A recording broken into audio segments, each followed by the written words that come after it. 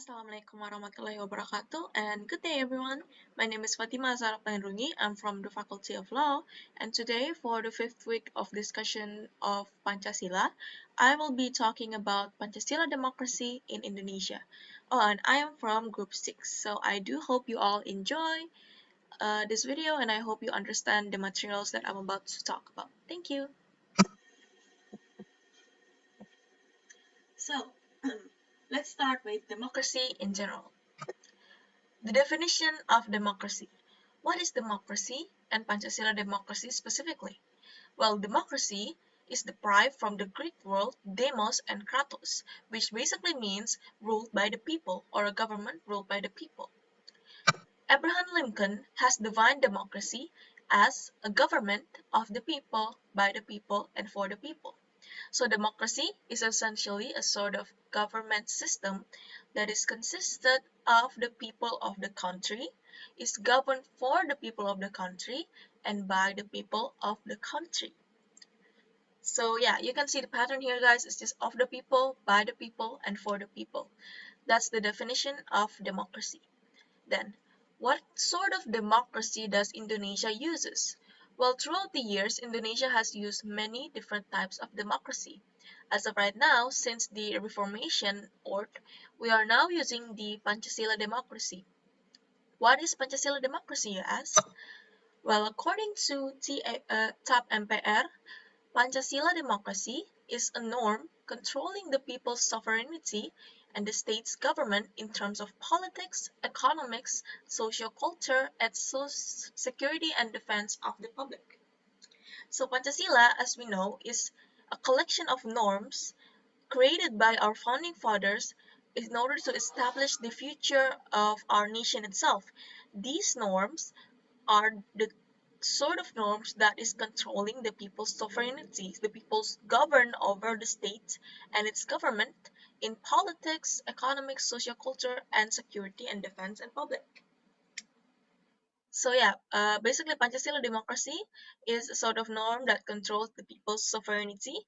So what I'm trying to say here is that Pancasila democracy is basically Pancasila that controls democracy, which, as I said earlier, is a government of the people, by the people, and for the people. So the norms of Pancasila controls how the government is made and how the government is ruled in Indonesia. Number two, the history of democracy.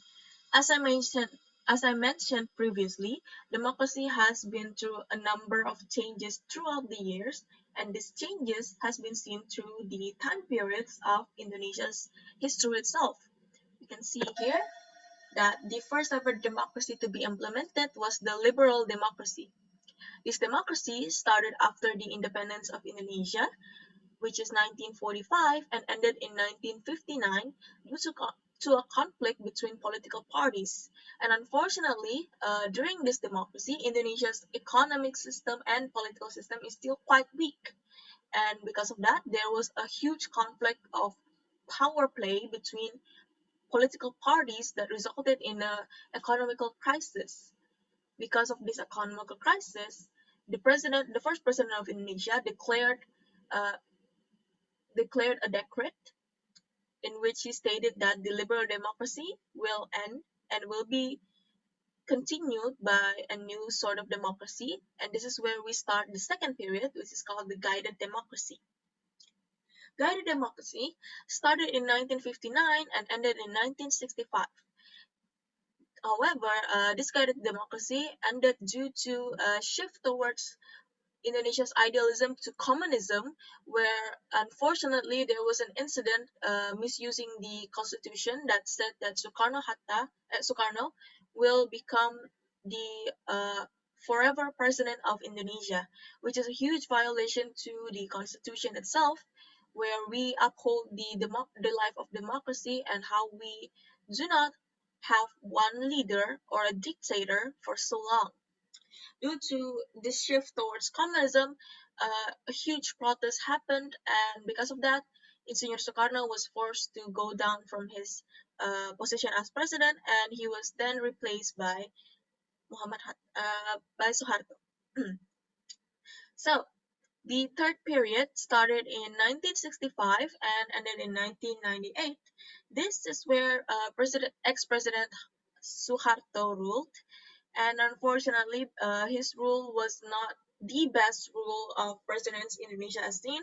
It caused a huge economical problem throughout the country, and because of this economical problem, a huge demonstration happened throughout the country, where every single student, every single university student, every single worker were having massive demonstration demanding for Suharto to go down from his position as president and change it to someone else because of his rule, resulting in a huge economical crisis to Indonesia itself. It was probably one of the biggest economical crises Indonesia has ever faced, and because of that, the people weren't satisfied with his rule. So, after President Suharto was forced to go down from his role as president, the Reformation period started. So, the last period is, well, the Reformation Pachacil Democracy. Oh yeah, I forgot to mention. In the third period, it was called Pachacil Democracy. This was the first time where the Pachacil Democracy was implemented in Indonesia. However, the Pancasila democracy that was implemented at this time weren't exactly perfect. And what I said by weren't exactly perfect is what caused the huge economical crisis to happen throughout the country. And because of this crisis, a huge demonstration happened, and ex-President Suharto went down from his rule as president. Now, the last period is more commonly known as the Reformation Period, and it's actually formally known as Reformation Pancasila Democracy. Now, this started in 1998 and is still ongoing until now. This Reformation policy first started democracy first started after Suharto goes down from his rule as president and was replaced by ex-vice president Habibie as the next president of Indonesia. And under Habibie's rule, the economical system of Indonesia got better, and slowly but surely Indonesia became what it is known now, and it is becoming a lot better in terms of economics and in terms of politics, etc. Now, one of the positive impacts of the Reformation period is that there is a freedom of speech and there is an acknowledgement towards human rights. Whilst previously, in the guided democracy, it was almost taken away when it was shifting towards communism. In this fourth period, the human rights acknowledgement is very huge, and because of this a lot of social problems has slowly arisen because people are slowly realizing that their human rights is being taken away by the government or another sort of third party person. Now, however, because of the freedom of speech, one of the negative impacts of the Reformation period is there was social distrust throughout the public. Social distrust is a sociological phenomenon where the public shifted towards a huge distrust to the government. Or, to put it more simply, the public does not believe in the government anymore due to a sort of negative impact that the government brought towards the public.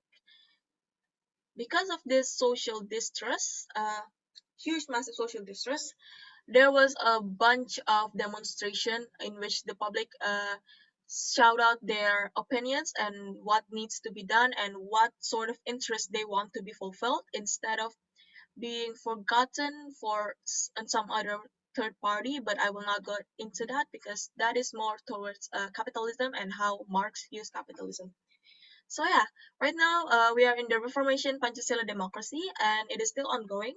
There is a bunch of improvement towards the Panchasila democracy in here. We will see it in the principles of democracy later on. But what you guys need to remember is that the Reformation Panchasila democracy focuses and highly acknowledges human rights. Alright, now we move on to the principles of Panchasila democracy. So I already mentioned earlier that in the Reformation period, the Panchasila democracy has grown a lot more, and what has grown a lot more, we can see more through these principles of Panchasila democracy. So, firstly, we have freedom and equality. Freedom and equality is an essential part of free democracy for the people. Like I said before, the Reformation period highly acknowledges human rights, and one of the most vital essence of human rights is the freedom and equality to everyone. In the Reformation period, everybody has a right of speech, everybody has a right to vote, and everybody has a right to become a candidate towards the government if they wish to. So yeah, freedom and equality is very important towards the Pachacil democracy principle. Number two, we have the people's sovereignty. The people's sovereignty is the public interest in order to avoid a misuse of power.